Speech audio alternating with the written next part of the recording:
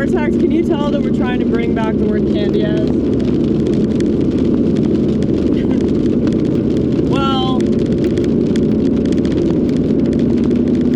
that's really the only name that I feel is totally fitting for so many people right now from all walks of life in different demographics of politics and religion and age, race.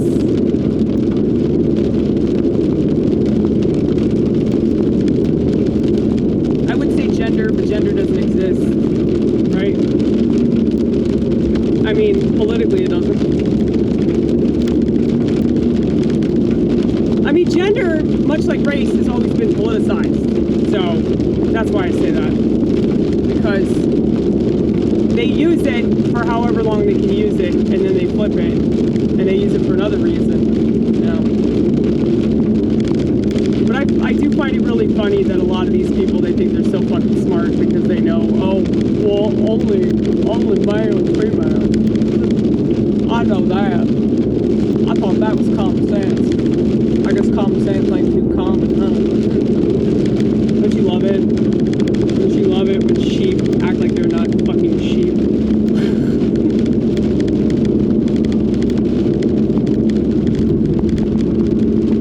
They all just say the same thing, you know? It's like everybody's just like a carbon copy of somebody else, like, you know, 500,000 other people. And, you know, when you acknowledge that about the world,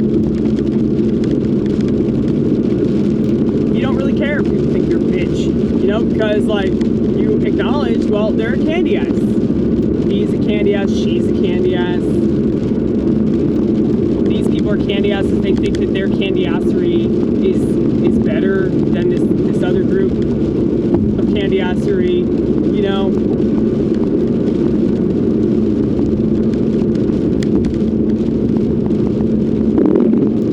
Because everybody's got their own flavor of it, you know. So the religious people, obviously, like, you can't trash God. You can't trash God, even though God's pretty big. I think he can handle it. Especially if his son died on a cross, you know? If you really believe that, it doesn't make sense to me, the stuff that Christians get offended by, considering that their Lord and Savior died on a cross, you know? But it's crazy, like, if you believe in God, like, if you claim you believe in God, like, whatever faith you have is totally in vain. Because it's all about this legalistic bullshit, you know? And I see it with everything. So, if it exists in organized religion, it's definitely going to exist in unorganized religion. A lot of things that people treat very religiously, but, you know, I think with political shit, we don't even need to talk about that, but,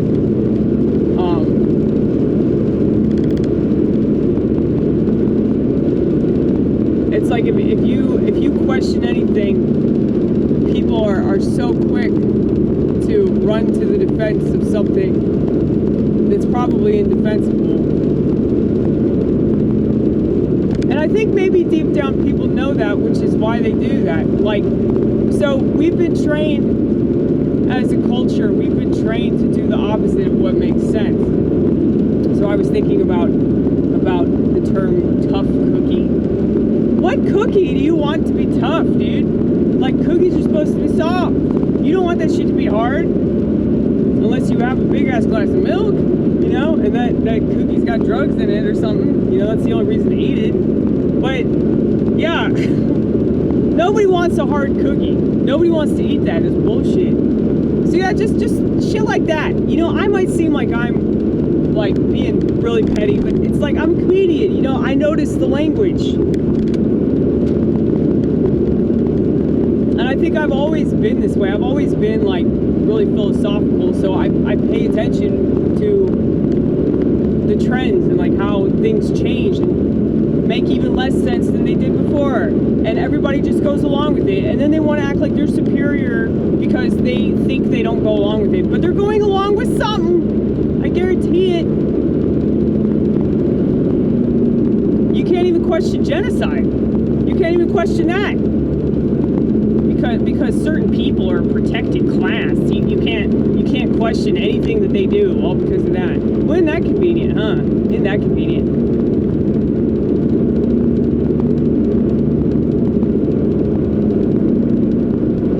I mean, do we all need to be put in a concentration camp in order for us to like be above criticism? You know? It's bullshit. Well, especially considering the fact that the people that are doing really fucked up shit now weren't in a concentration camp, you know? So, it's kind of like when black people talk about how the white man this, the white man that, but it's not like they're being lynched in somebody's yard, or somebody that they know, or somebody in their family is being lynched in somebody's yard. You know, that shit's just not fucking happening. Like, people... I think with social media, because like it's like a TV show, you know, everybody's on TV with his phone, and so because it's an iPhone, it's like it's all about you, right? You, and so yeah, like anything in the past, you can make right now, like you can transfer that, so you can vicariously play the victim through, you know, whatever it is.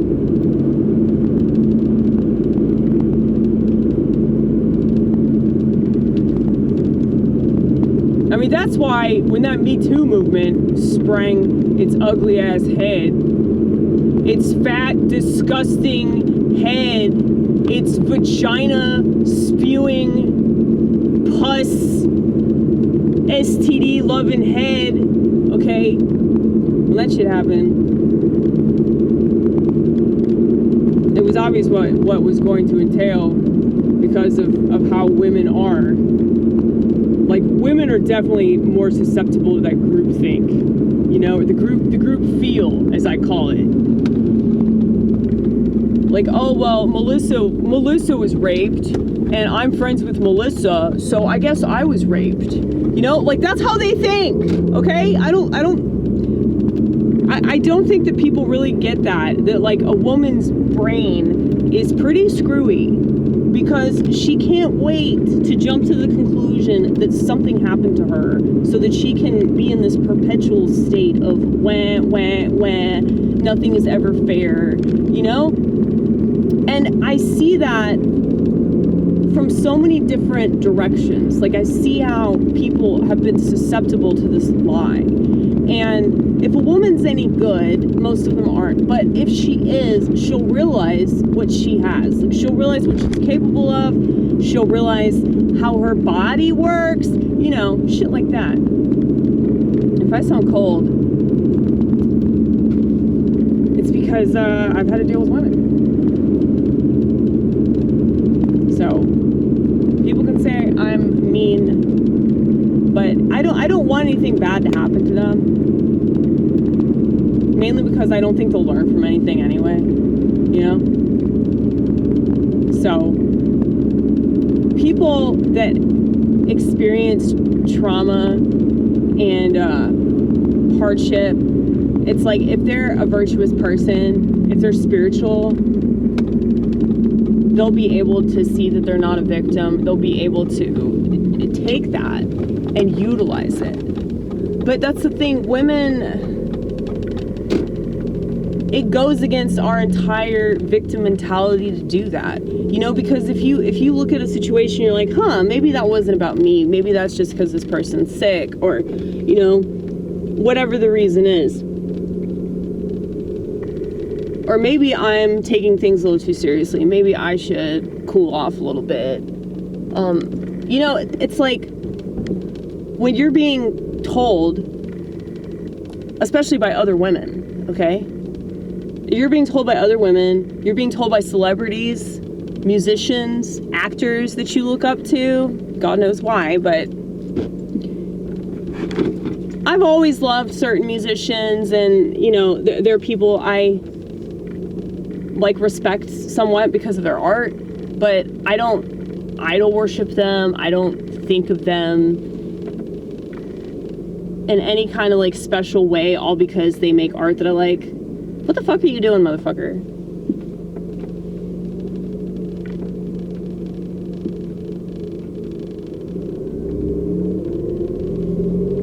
I would honk, but I am patient. I'm very, very patient. To my detriment sometimes.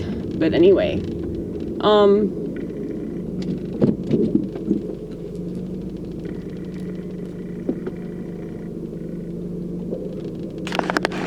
So, what was I saying? It's just the whole identity of, like, to be a woman in modern day, age, or whatever, it's like you're a victim. Like, that's how most women see themselves. And I don't know if it's just because of modernity. I think it's just the way that we are.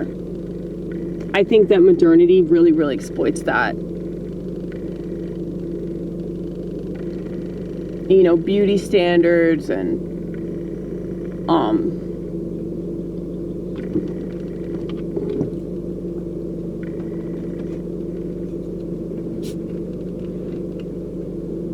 all this political shit is so nauseating.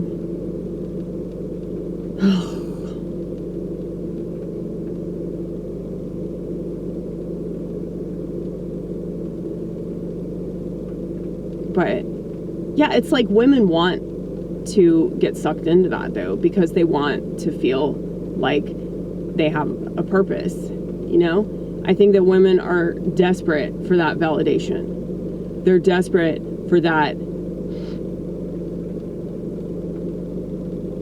like, belonging to something, you know? And if they belong to a political party, they belong to what I call an ideology. It's like, okay, she's not a total waste of space.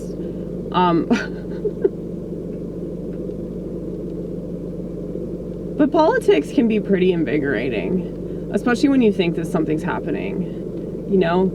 Like, if you think that you're going to be responsible for some positive change in the country, like, yeah, I totally get why people fall into this little bear trap.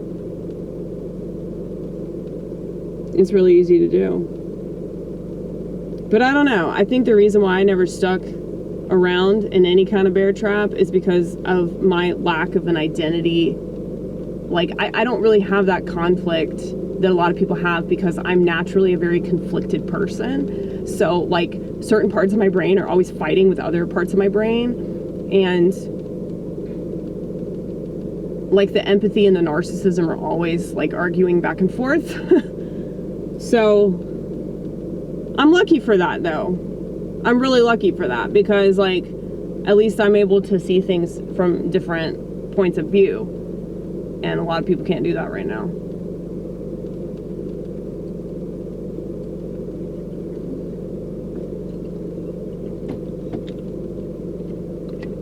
But anyway.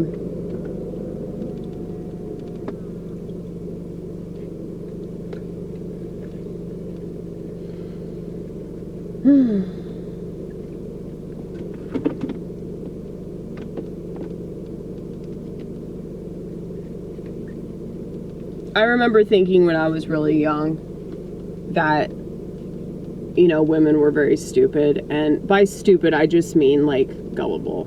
You know, I need to stop using the word stupid. I actually think it's really ignorant to use that word. Because, like, everyone's smart about something. And just because you're not, like, knowledgeable about certain things, that doesn't make you stupid, you know? I spent so much of my life feeling stupid, and then everybody else got a smartphone, and I realized maybe I was a genius. Oh, no. But no, I do feel sorry for women because of all the lies that we're told, and so many of us don't question them. Because we want to fit in. And because we need a sense of purpose. And I see this happening to men as well. You know, the whole peer pressure. Like, I don't succumb to that at all. Like, I'm like the opposite of that. Like, I get excited when somebody tries to pressure me to do something, because then I can prove how much I believe in the opposite of what they think they believe in. And so I see it as a challenge, you know. But yeah, I think a lot of people, like, they're tempted to do something if everybody else is doing it. They feel out of place. But I always feel out of place no matter what. I'm always crawling out of my skin no matter what. So it doesn't matter. Like, whatever situation I'm in where I'm uncomfortable, it's like, well, I'm already uncomfortable, so whatever. But I think that just kind of shows how, like, I don't want to say, like, how weak people are or, like, how little their character's developed, but I think it might be a combination of both of those things, that, like, they're just not really strong in who they are. And so, you know, like, there are some people at my church that, like, don't understand, like, why I don't drink. I'm like, they've never seen me drink, though. They have no idea, like, how bad it was. And so, that's a pretty big thing at my church, though. I mean, Lent, like, everybody's gonna be fucking tore up. Which is kind of cool, because, like, I can see everybody, like, just getting wasted at fucking God's temple, you know? He's fine with it. I mean, they're getting drunk in celebration of the resurrection, so that's why. I was thinking maybe I should bring a bunch of drugs. I don't know what I'm gonna do. I'll figure it out. But they know. Like, most people in there know that I fuck with that. And this friend of mine, she's having back surgery. She's having, like, a whole spinal fusion. And I was like, well, if you need me to make you edible, I was like, I got you, girl. She's like, well, I'm going to be on a bunch of pain medication, so I don't know. Like, I guarantee you this is going to be better than the pain medication. I mean, well, it's not going to be addictive like the pain medication. But then again, I mean, if she's on strong opiates, it's probably going to be better than marijuana, you know, because marijuana will just make you think about it. Like, analyze it. But, yeah. I don't know. Lent's in 2 weeks. That's crazy.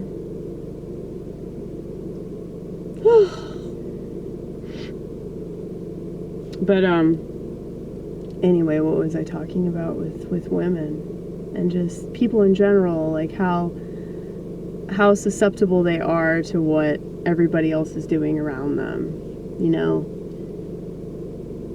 It's not just that they want to fit in, it's like they don't want to be called names, they don't want to be ridiculed. I mean, that's why so many white people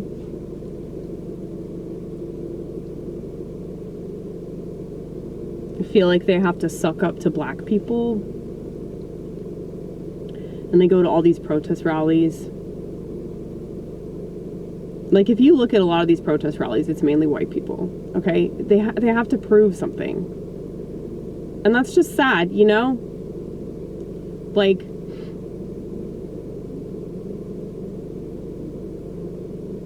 I remember being like that somewhat when I was younger.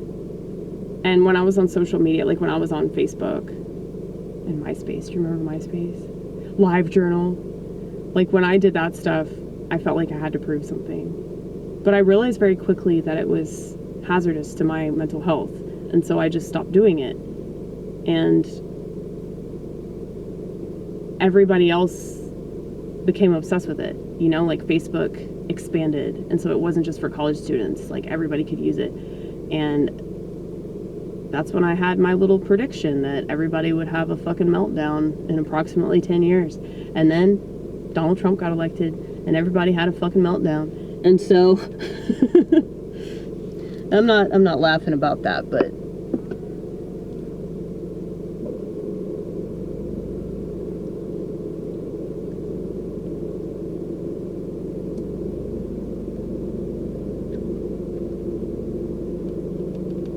it's kind of sad when you think about it.